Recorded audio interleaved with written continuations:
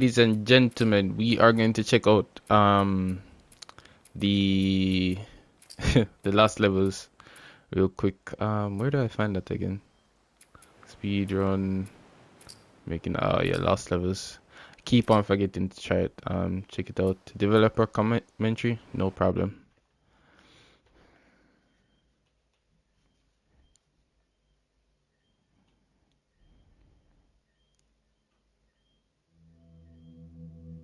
You're about to play an unfinished level from The Last of Us Part 2.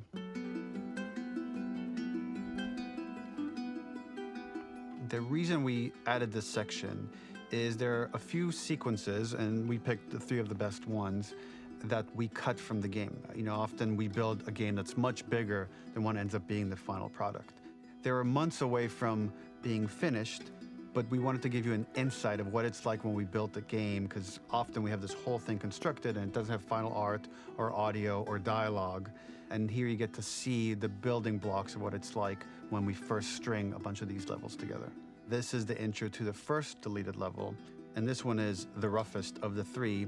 We wanted to show more of how Jackson operates. So this is the festival where Ellie ultimately kisses Dina. This sequence would have come very late in the game as a flashback sequence while you're in the farm with Dina.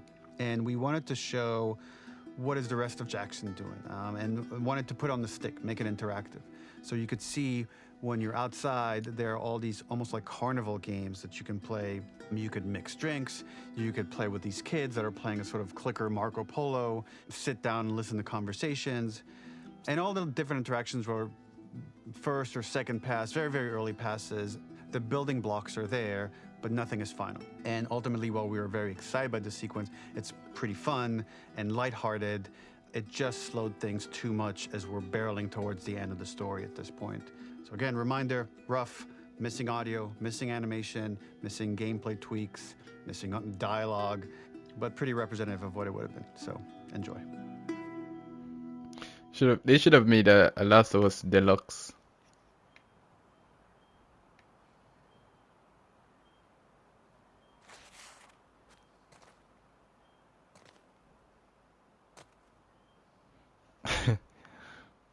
Like these levels, yeah, these levels, the ice and salt. Yeah, so we could play these levels, you know, I don't know, something like that. Originally, this level was going to transition us to farm. We would go all the way through to the dance where Ellie and Dina share their first kiss. Then we would play through farm, and when Ellie plays the guitar at night, she would remember the Seth incident. So, the opening for this was a little tricky. We needed it to match at least a little what you might expect emotionally coming from prior beats, because we were already purposefully disorienting you in time and space. Remember, you just came from this huge fight. To jump straight into it would have been a little too jarring. After some back and forth, we rooted it in Ellie's nerves, calling back to her hands shaking in the theater. But this time, for a much more innocuous reason we'll find out later. She's nervous because she has a crush on Dina, who is the only reason why she's here at the dance. Right. Something we really wanted to do was highlight the way their lives had turned upside down since she went down this path. We had this idea of recontextualizing all of our usual gameplay mechanics that were designed for really violent ends.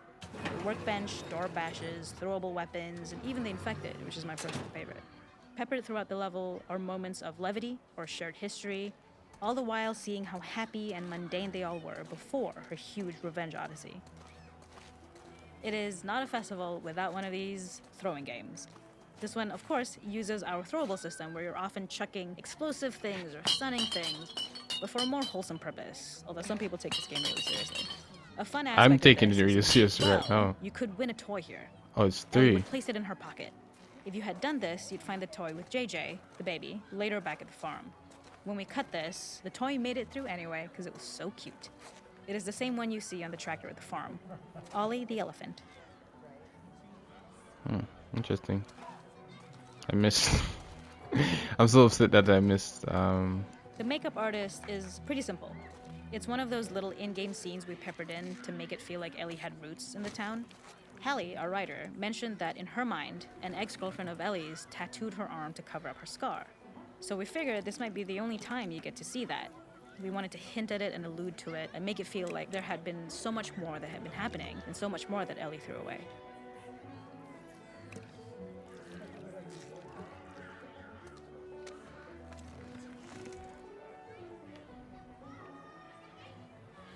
Remember, it's unfinished, guys. Don't judge it too hard. But it's just really This nice. is one of my favorite sections because I think that it achieves both the slice of life aspect of Jackson while also being a stark reminder of how dark the world that they live in really is. To attract attention and curiosity, one of the kids was supposed to make this adorable, messed up little clicker impression, and the others would giggle.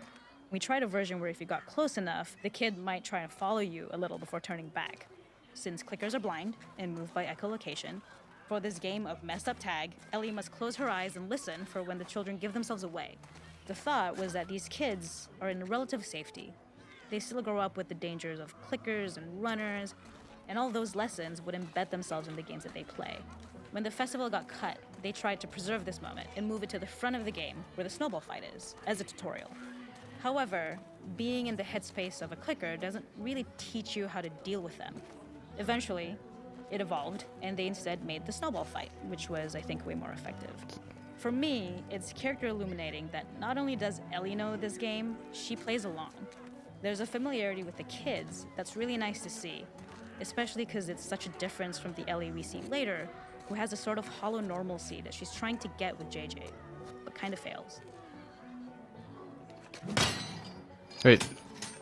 So wait. No, we need to. Hey, give me that, bro. There's no way they let us only do that once, bro. I didn't know what to do. Come on. That's crazy. That's crazy. I'm fumbling every game. I think there's another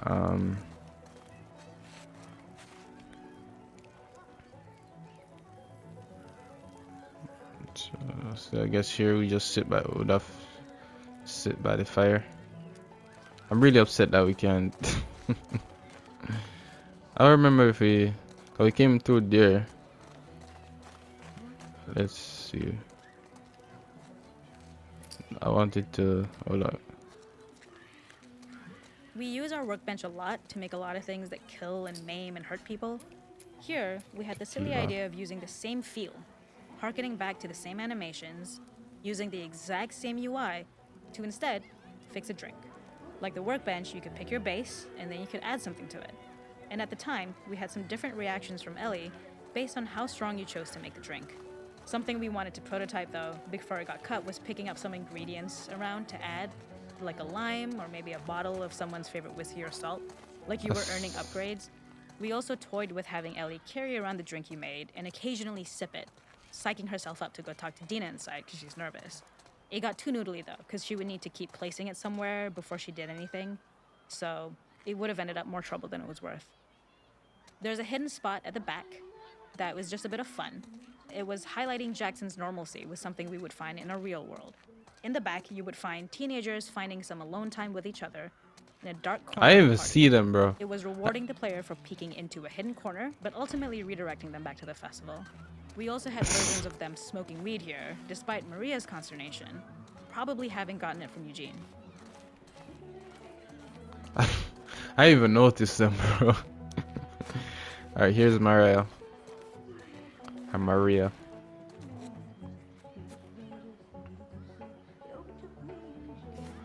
Tommy.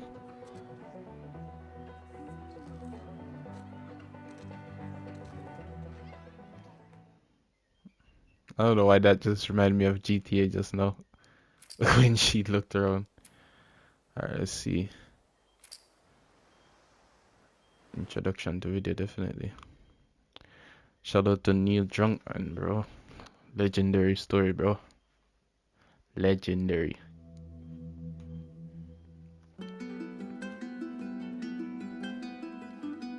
In this second deleted level, which is an extended sequence of the sewers in Seattle, this comes on the heels of where Ellie goes into a building and she survives an attack by stalkers and gets thrown out of a window and gets swept away by the current. And then we cut this section that used to be there in the final game.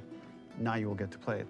So this was a way to get a bit more interesting puzzles, interesting traversal, figure out how Ellie can navigate the sewers with the fighting current.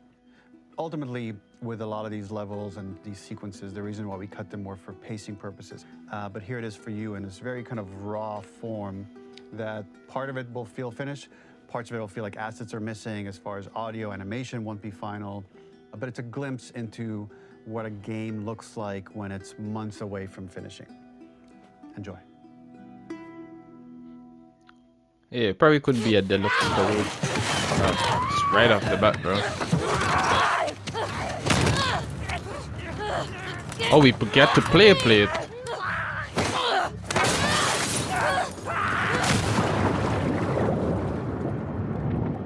Okay. However, it does remind me of another part. If you've played the game before, you know where I'm talking about.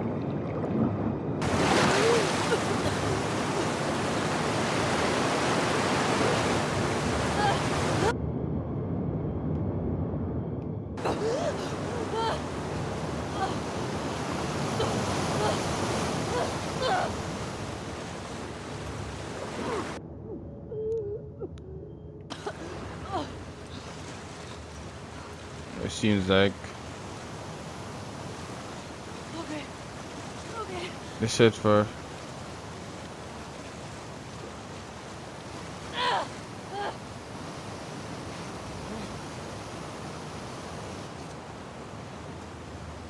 Fuck Seattle. Hmm. Okay. Where the hell am I? The ladder acts as an immediate goal for the player, but being able to climb out is not going to be so easy. To Wow. keep levels interesting and engaging, we alternate between positive and negative values the player experiences. Here, it's a positive to have found the ladder, but then a negative to discover it's not the solution. Okay. But then another positive Gotta to be another identify way the out. next short-term goal of the doorway. By alternating between these opposing values, we give players what they expect, but not how they expect it. Alright, so we can definitely go this side.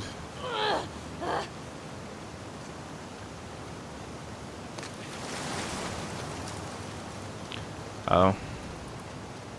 I'm wondering if how much it would change the story if This these level, parts were internally present. known as Find Nora, was quite long in duration as we had to make Ellie traverse a far distance to the opposite side of downtown Seattle. The sewer section was originally longer than what we released the game with, approximately 10 minutes more.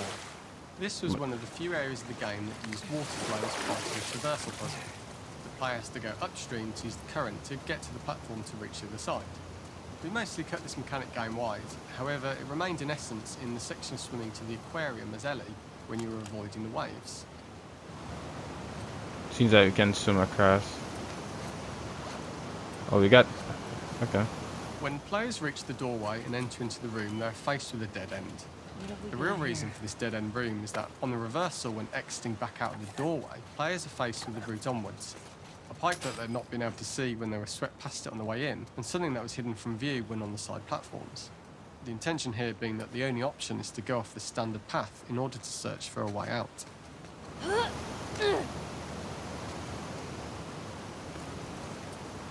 Get me the hell Doesn't out seem of like here. we have...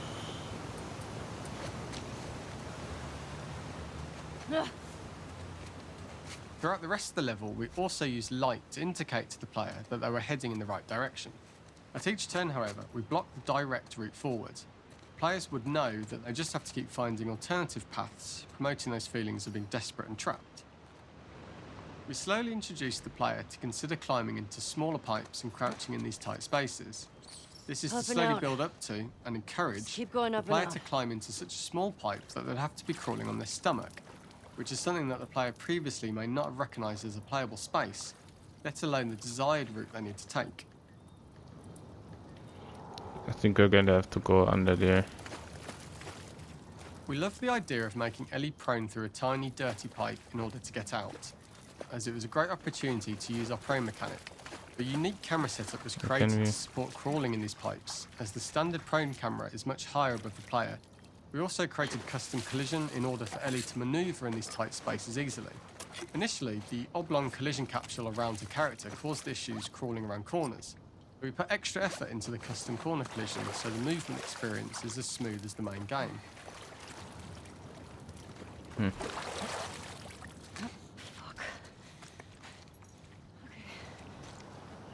Can't turn my flashlight on.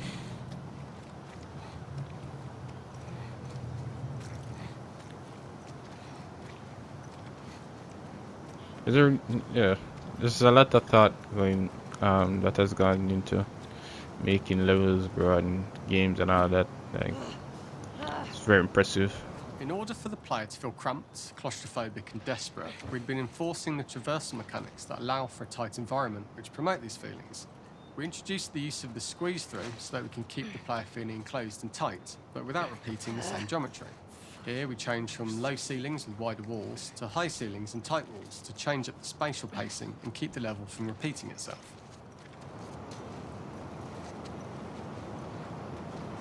Shitty place to die. Our light's working now.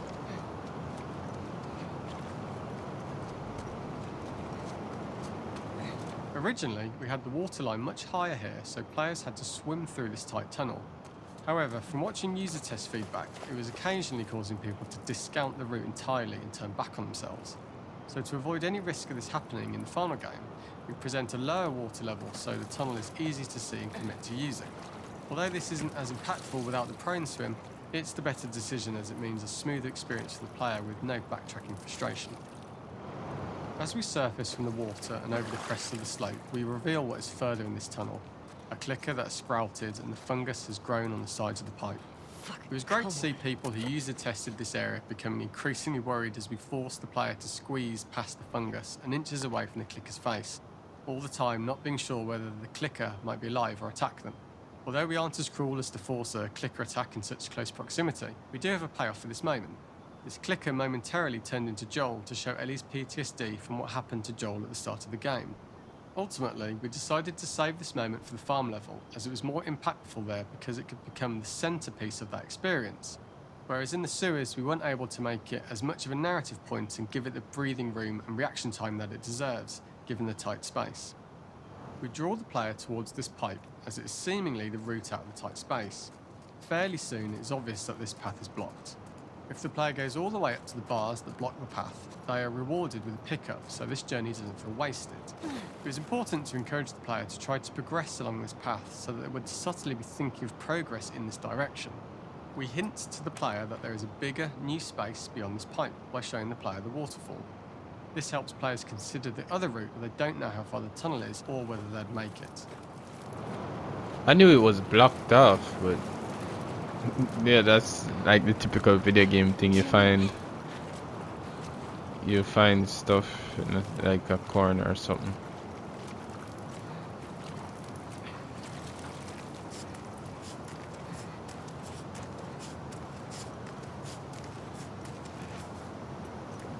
Oh, this would have been terrifying, bro.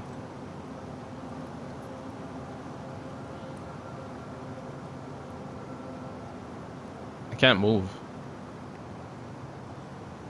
Is it glitched?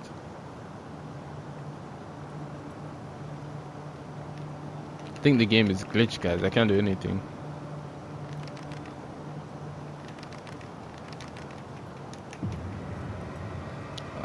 That's what I needed to do. But you didn't give me the hint. I would never know that's what I needed to do at the moment. Oh, shit!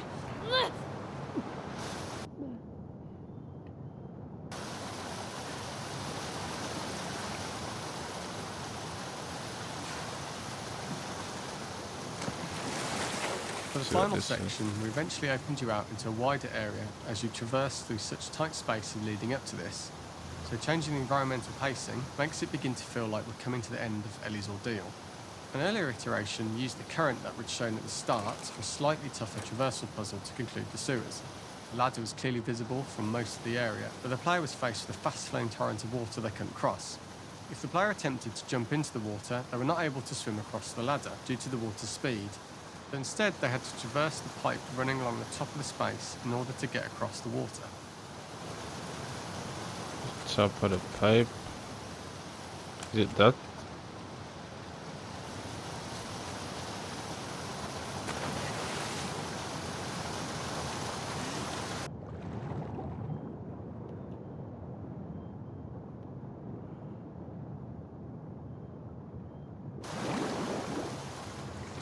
Huh. This is the first time Oh we my get to see gosh. stalkers that are embedded into the walls. So this optional room is a nice little early extra that the player gets if they explore. We also use the pickups to lure players over to be close enough to trigger the stalker's attack. This caused quite a few jump scares with user testers who Oh played my the game God, we're before its dead. release. That caught me way off guard, bro. This is the That first can't- time we get to see stalkers that are embedded into the walls. I didn't mean this to play that optional room again, is a though. nice little early extra that the player gets if they explore.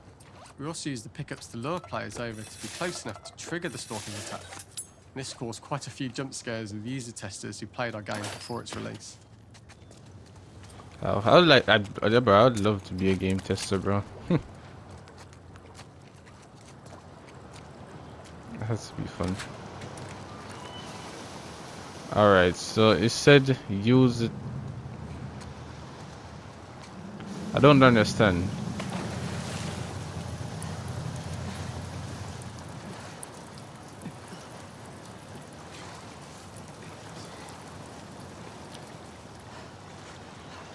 I would typically check up there.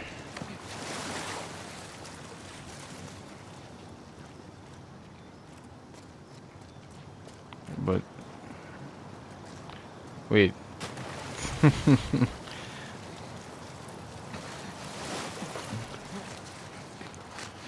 I thought it was just some other place, bro. I was like, I would check it for loot, but Using this pipe was retained in the iteration we shipped with, as it's the last of the extreme methods Ellie has to undergo in order to escape the sewers, and what she will go through in her pursuit of revenge.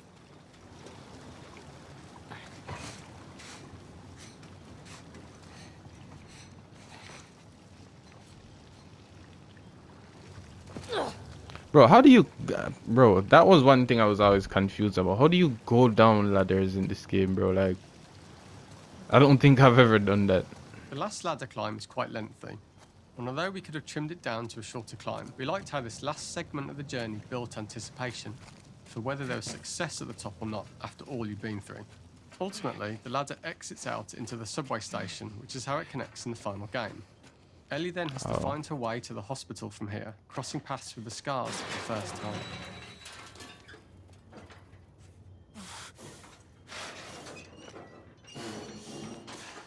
Oh. Okay. Alright, let's check the hunt. This level is presented, blah blah blah. Probably this is when she's younger. I don't know. It seems like a place that we saw when she went out with Tommy and Joel.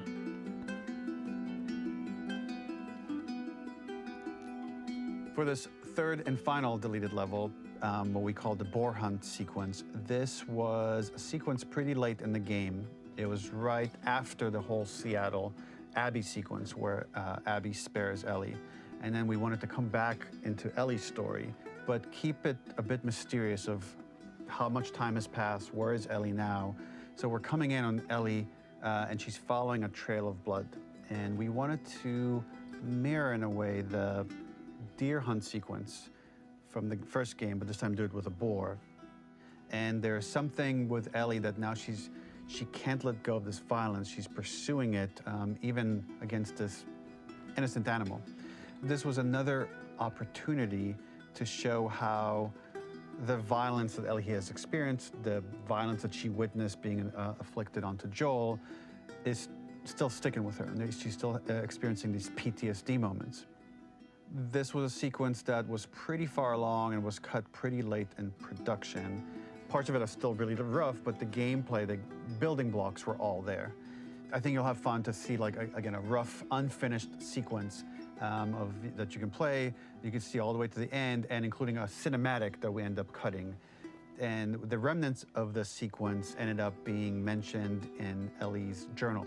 So this part of the story that we developed still made its way into the game as kind of optional stuff that you could read about, but here you get to experience it. So as a reminder, this is pretty rough, months away from being finished, but you get to see it now.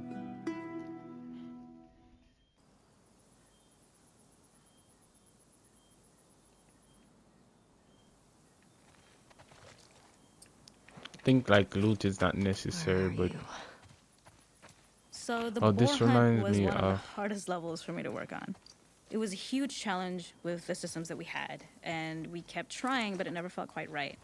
Originally, the level happened after the Jackson Festival, which also got cut, but before Farm. Once the festival got cut, it became the prologue to Farm. The intended experience is that we jump forward in time after the fight with Abby in the theater. We don't know where Dina is. We likely assume she's dead because she was just bleeding out. Ellie is alone. Her hair is short.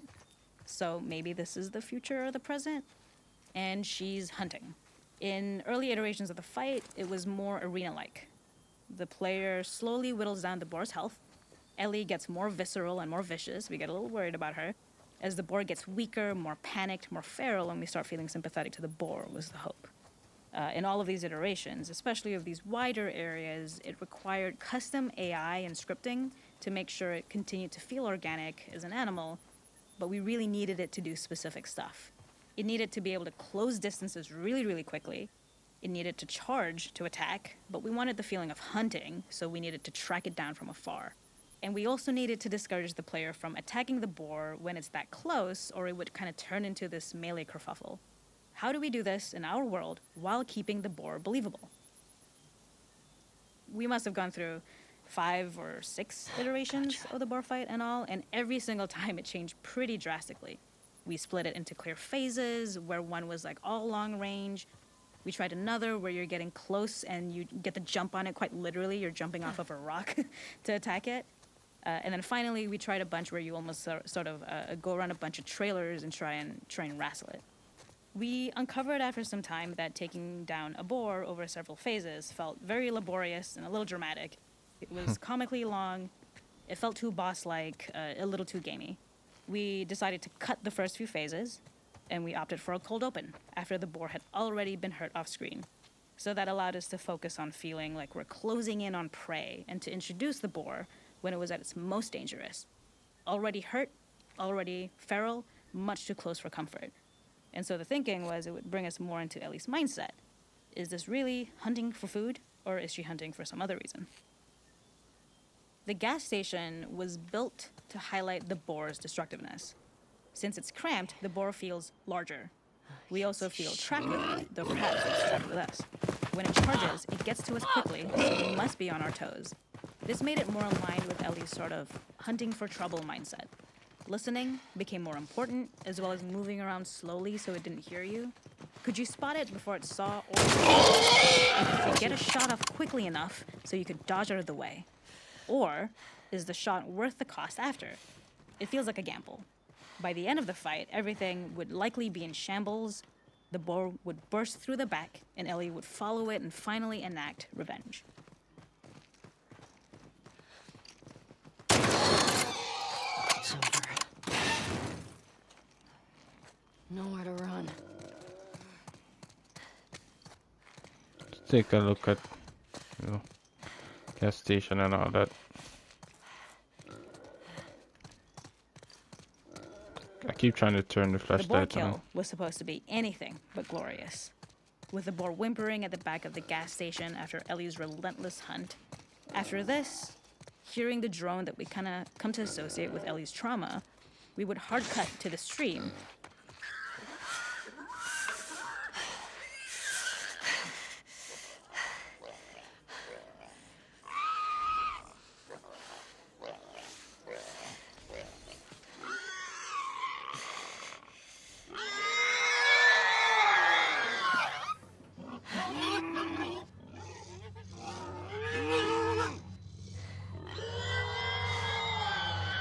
Oh, it's going to remind her of Jewel.